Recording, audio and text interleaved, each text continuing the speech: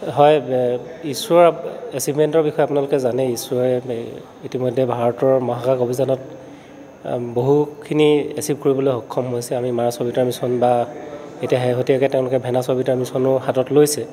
চন্দ্ৰায়নৰ কথা আমি সকলোৱে জানোৱেই। গতিকে ইছৰোৰ বিভিন্ন প্ৰগ্ৰেমসমূহৰ বিষয়ে আমাৰ যিসকল ছাত্ৰ ছাত্ৰী আছে তেওঁলোকৰ মাজত এটা এৱাৰনেছ সৃষ্টি কৰিবৰ কাৰণে এই ধৰণৰ আউটৰিচ প্ৰগ্ৰেমবোৰ ইছৰোৱে পাতি থাকে।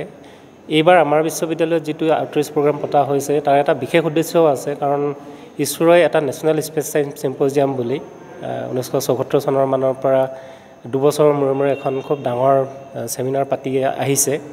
2014 চনত ডিব্ৰুগড় বিশ্ববিদ্যালয়তো এই ছেমিনাৰখন পতা হৈছিল। এইবাৰ নৰ্থ ইষ্টৰে আন এটা ভেনু শ্বিলঙত নৰ্থ ইষ্ট স্পেচ এপ্লিকেশ্যন চেণ্টাৰৰ সৌজন্যত এই অনুষ্ঠানটো পাতিবলৈ তেওঁলোকে ব্যৱস্থা কৰিছে।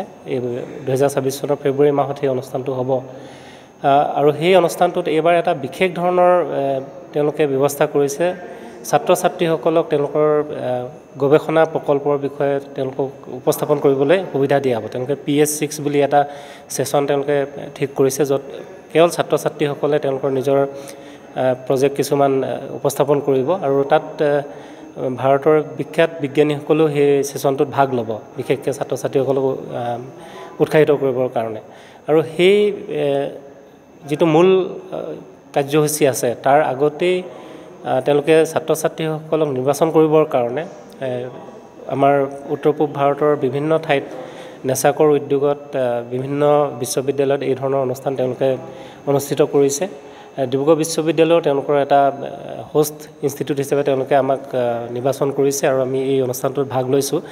ডিব্ৰুগড় বিশ্ববিদ্যালয়ৰ লগত আচলতে ইছৰোৰ যোৱা প্ৰায় 25 বছৰ ধৰি খুব সুসম্পৰ্ক আছে। ইছৰোৰ বিভিন্ন প্ৰগ্ৰেমত বা তেওঁলোকৰ ৰিচাৰ্চ প্ৰগ্ৰেমত আমি ভাগ লওঁ। আদিত্য এলনত ভাগ লোৱা বিজ্ঞানী আমাৰ ইয়াত আছে।